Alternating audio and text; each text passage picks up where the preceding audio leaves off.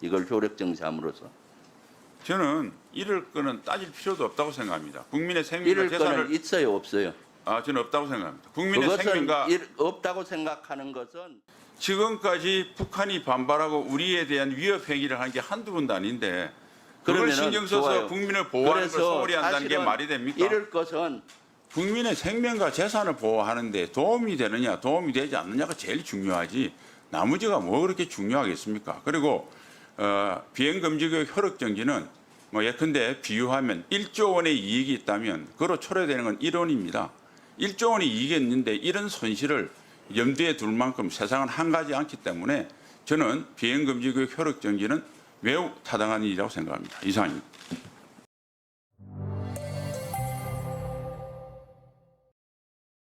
북한이 그저께 정찰위성을 쏘고 정찰위성에서 태평양 괌 상공에 있는 미 앤더슨 공군기지 촬영 사진을 수신했다고 주장했는데 그 사진 신뢰가 갑니까?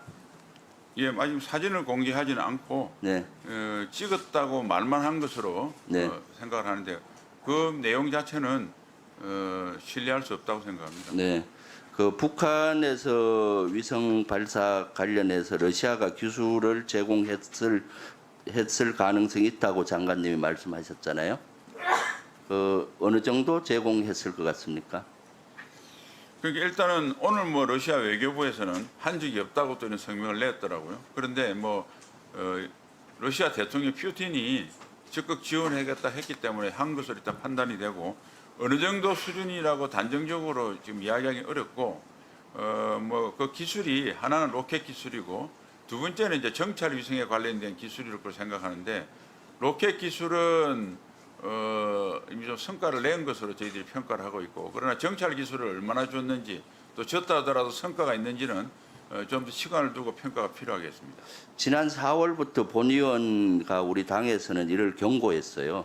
우크라이나에 탄약 지원한다고 할 때 러시아가 군사지 기술을 북한에 지원하면 어떡할 거냐 한국 국민 엄포를 놨었고 그래서 이번에 사실은 인공위성 군사위성 발사에 성공한 것은 1등 공신은 아마 그 북한을 지원했던 러시아일 것 같고 2등 공신은 이런 여건을 러시아와 북한의 밀착 관계를 했던 윤석열 대통령의 외교 실패가 아닌가 하는 생각이 드는데 장관님 어떻게 생각하세요?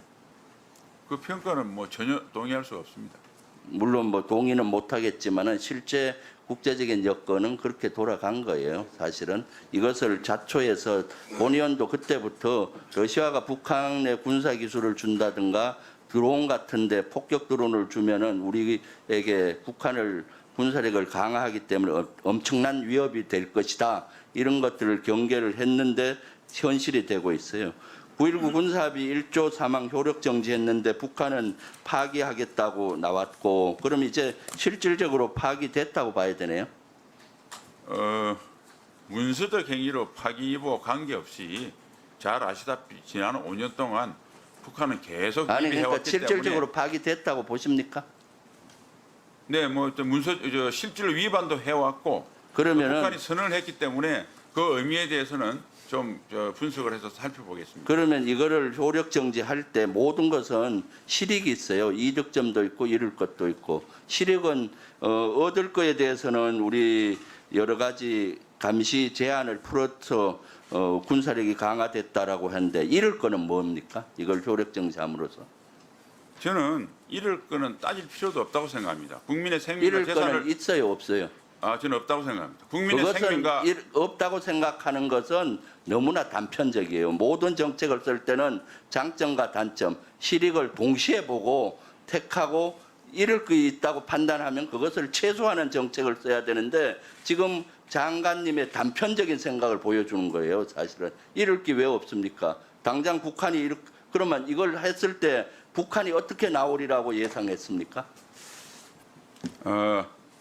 우리 김병주 어떻게 의원께서 대응 나올 거라고 예측했나요? 뭐 지금과 같은 반발을 하고 하리라고 생각을 했는데 지금까지 북한이 반발하고 우리에 대한 위협 행위를 한 게 한두 번도 아닌데 그걸 그러면은 신경 써서 좋아요. 국민을 보호하는 걸 그래서 소홀히 한다는 게 사실은 말이 됩니까? 이럴 것은 북한이 그동안 9.19 군사합의 비행금지 구역을 설정함으로써 까막눈이 됐는데 북한의 눈을 뜨게 만들었어요. 그래서 앞으로 그 접촉 지역에서의 북한 무인기 드론의 활동이 아주 활발할 것이고 주기적으로 드론 공격이 시작될 거예요. 실제 무인기 대비가 아직 잘 안 되어 있지 않습니까? 전방에. 그런데도 이렇게 가고 서해안에서는 NLL에서의 충돌이 일상화되겠죠. 그리고 지금 긴장도가 점점 더 올라가고, 그럼 긴장도가 올라가고 한반도가 하게 되면은 경제에 바로 여파가 가잖아요. 왜 이런 거를 이렇게 단편적으로 하는지 도저히 이해가 가지 않아요, 사실은. 그럼 이런 것들은 제가 봤을 때는 국제적인 여건을 만들어야 되는데, 인공위성을 발사한 규탄하고 국제적인 제재를 해야 되는데 러시아와 중국이 반대하기 때문에 이걸 못하잖아요. 그러니까 이걸 못하니까 지금 이거와 별 관계없는 9.19 군사합의 효력 정지로 한 거죠. 장관님은 야인 시절이나 국회의원 때 9.19 군사합의 파기 지속 주장해왔죠. 그렇습니다. 이것은 그 당시 장관님이 문재인 정부 지우기의 일환으로 무조건 문재인 정부가 하는 걸 반대했어요. 이러한 군사 합의조차도 안보를 정쟁화해서 또 많은 비판론자들은 비판하는 거는 총선에 이렇게 그 긴장도를 높여서 총선으로 갖고 가기 위한 비판도 있어요. 이제 실제 장관님 그렇게 9.19 군사합의 효력 정지하니까 북한이 파기하고, 북한은 사실은 파기를 원했어요. 이걸말로 우리 국익에 지대한 영향을 미치는 겁니다. 왜 단편적인 것만 보고 이렇게 하는지 이해가 도저히 안 가요? 네. 예, 저 다음 진행하겠습니다. 비판에 대한 이거는 지금 유엔 차원에서 조치는 어떻게 하고 있습니까? 예, 기동민 의원 질의해 주시기 바랍니다. 답변 안 하시고.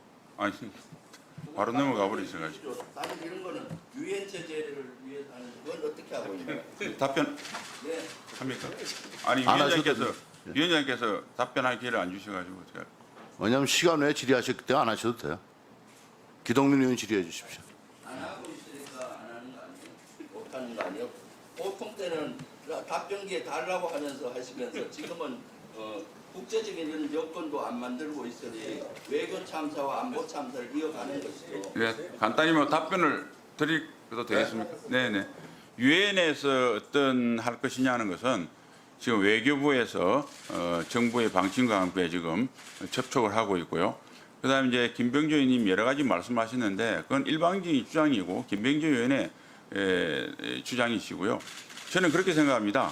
국민의 생명과 재산을 보호하는 데 도움이 되느냐 도움이 되지 않느냐가 제일 중요하지 나머지가 뭐 그렇게 중요하겠습니까? 그리고 비행금지구역 효력정지는 뭐 예컨대 비유하면 1조 원의 이익이 있다면 그로 초래되는 건 1원입니다.